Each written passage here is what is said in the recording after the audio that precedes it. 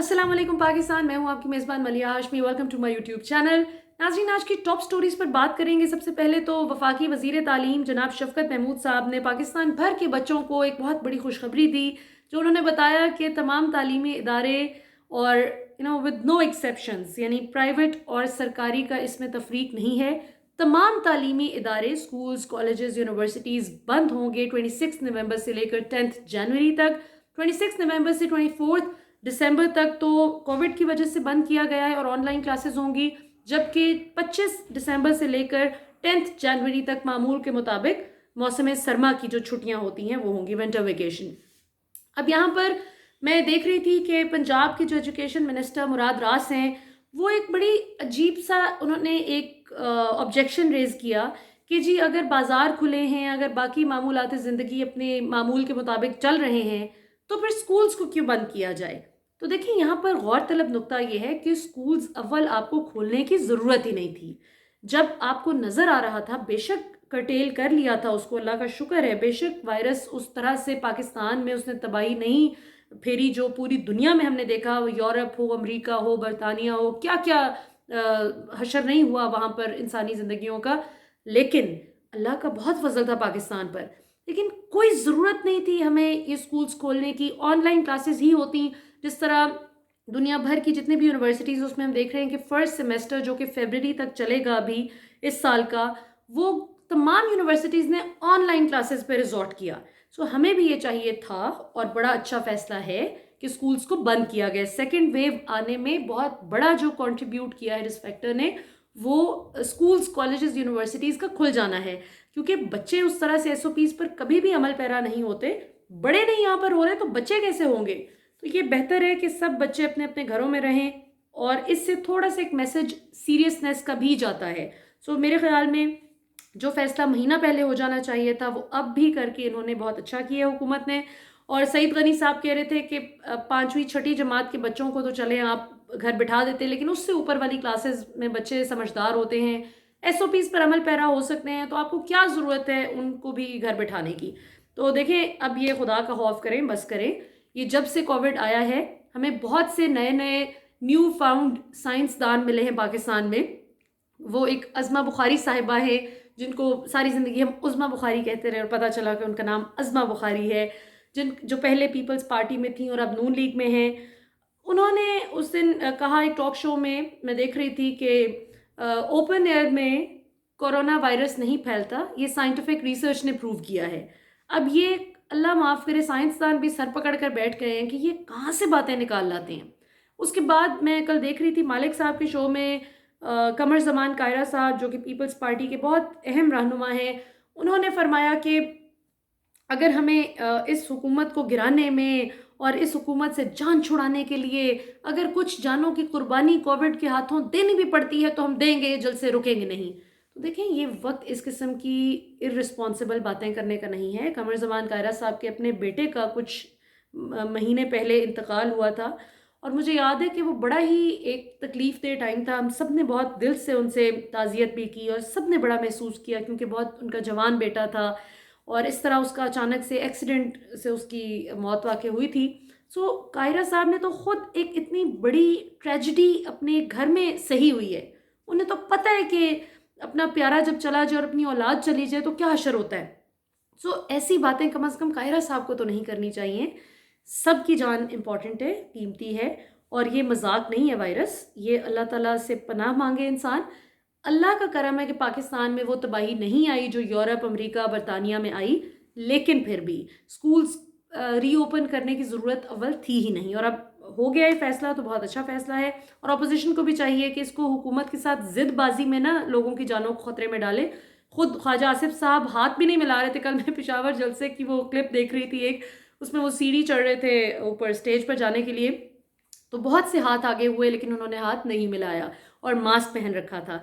देखिए, जितनी आपकी जान कीमती है उतनी बाकी सबकी भी है।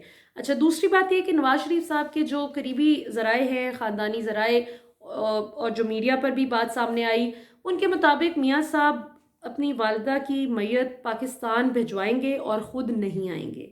और अब देखें, ये एक ऐसी चीज़ है कि मुझे तारीख़ याद आ गई कि मुशर्रफ साहब کا جب دور تھا تو اس میں نواز شریف صاحب جب کانٹریکٹ کر کے معاہدہ کر کے سعودیہ بھاگ گئے تھے تو اس وقت ان کے والد صاحب کا انتقال ہوا تھا، یہ سعودیہ میں تھے، اور مشرف نے ان کو 7 دن کی اجازت دی تھی کہ آپ پاکستان آئیں، آ کر جنازہ پڑھیں، تدفین کا حصہ بنیں، جو بھی آپ نے آخری رسومات اپنے والد صاحب کی ادا کرنی ہے وہ کیجیے، افسوس کے لیے تعزیت کے لیے لوگ آئیں گے، آپ ملیے۔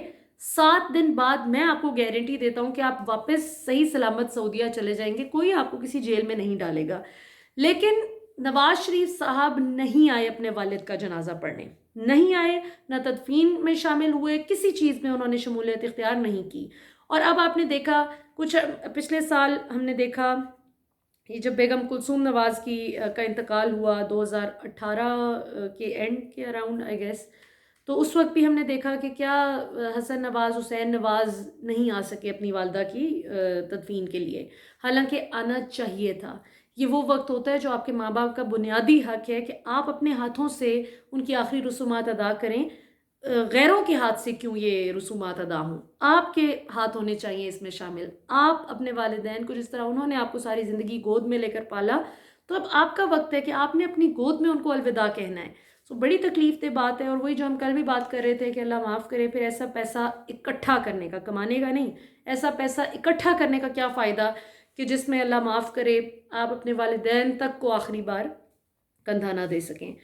اور میاں صاحب اب بھی نہیں آئیں گے، نواز شریف، ان کے بیٹے حسن نواز، حسین نواز، اسحاق ڈار کے بیٹے، شہباز شریف صاحب کا بیٹا سلیمان شہباز، شہباز شریف کے داماد، یہ تقریباً ان کے 8-10 مرد بنتے ہیں گھر کے، جو 8-10 مرد اپنی ماں کو، ان کی میت کو غیروں کے ہاتھوں بھیجیں گے کہ جائیں ان کو دفن کر رہے ہیں پاکستان میں۔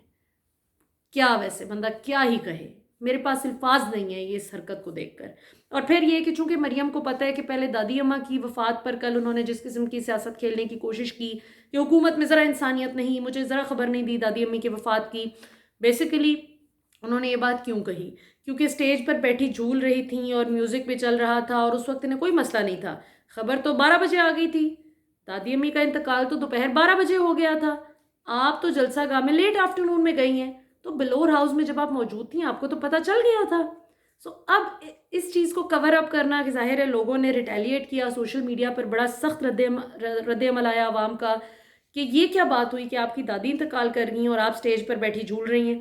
تو وہاں پر پھر انہوں نے ظاہر تقریر تو نہیں کی تھی، ویسے بھی بندہ جا سکتا ہے، آپ 12 بجے آپ کو پتہ چلا تھا، آپ ویسی پریس کانفرنس کر کے بتا دیتی ہیں کہ جی میں جلسے میں شمولیت اختیار نہیں کروں گی، لیکن چونکہ وہ پبلسٹی سٹنٹ پول کرنا تھا، وہ جو میک اپ کیا ہوا تھا، وہ جو لباس تھا، وہ ظاہر ہے کہ وہ اچھی طرح سے فلانٹ کرنا تھا، لہٰذا وہاں جا کے مطلب کہا کہ میری دادی اماں کا انتقال ہو گیا ہے، لہٰذا میں آپ سے بات نہیں کروں گی، آپ یہ پریس کانفرنس میں گھر بیٹھ کے بتاتی۔ مطلب اور پھر یہ کہ چلیں آپ نے جو بھی کیا وہ آپ کا ذاتی مسئلہ ہے، ہم کون ہوتے ہیں بات کرنے والے، لیکن چونکہ آپ نے اس پر سیاست کی لہٰذا اب ہم اس پر بات کر سکتے ہیں کہ آپ نے کہا کہ حکومت نے ذرا انسانیت کا مظاہرہ نہیں کیا کہ مجھے بتا دیتی، دادی امی آپ کی تھیں، حکومت کا کام نہیں تھا آپ کو بتانا، آپ کا کام جن کو بتانا تھا انہوں نے آپ کو بتا دیا تھا۔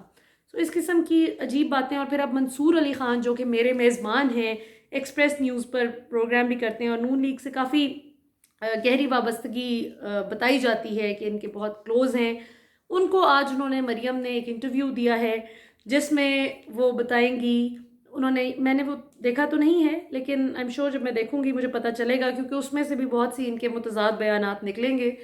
تو اس میں انہوں نے خیر سے اب وہ رائے عامہ ہموار کرنے کے لیے کہ میرا اب یہ جو جھوٹ پکڑا گیا ہے کہ حکومت نے مجھے نہیں بتایا اور عوام اب مجھے جو ہے اس پر سوال کر رہے ہیں کہ آپ کو اس قسم کی غلط بات کرنے کی ضرورت کیا ہے، غیر ضروری طور پر جھوٹ بولنے کی ضرورت کیا ہے۔ وہ تھوڑا سا میرے میزبان کو بھی انہوں نے لائن حاضر کر لی ہے کہ چلو ذرا رائے عامہ ہموار کراؤ میری۔ یہ تھوڑا سا تھا۔ اور باقی یہ کہ ایک اچھی خبر آج کی ہے کہ نعیم بخاری صاحب جو کہ بہت ماہر قانون دان بھی ہیں اور عام طور پر پاکستانی عوام کے بہت وہ ہر دل عزیز، بہت مقبول ہیں اپنے سینس آف ہیومر کی وجہ سے، اپنی وٹ کی وجہ سے، اپنی ذہانت کی وجہ سے ماشاءاللہ، اور پھر یہ کہ ظاہر قانون پر جو ان کی گرپ ہے اس وجہ سے لوگ انہیں بہت پسند کرتے ہیں۔ ان کو پی ٹی وی کا چیئرمین تعینات کر دیا گیا ہے، اور یہ میں سمجھتی ہوں کہ پاکستان تحریک انصاف کی حکومت کے اب تک کے جو بہترین فیصلے ہیں جو ان میں سے ایک بہترین فیصلہ یہ ہے کہ ایسے پڑھے لکھے اچھے شخص کو آپ نے اس عہدے پر تعینات کیا ہے. آئی ہوپ انشاءاللہ یہ اچھا رول پلے کر سکیں گے اور پاکستان ٹیلی ویژن واپس اپنا جو ایک گلوری تھی کسی زمانے میں اس کو ریوائیو کر سکے گا انشاءاللہ تعالیٰ. مجھے اپنی دعاؤں میں یاد رکھیے گا. پاکستان زندہ باد.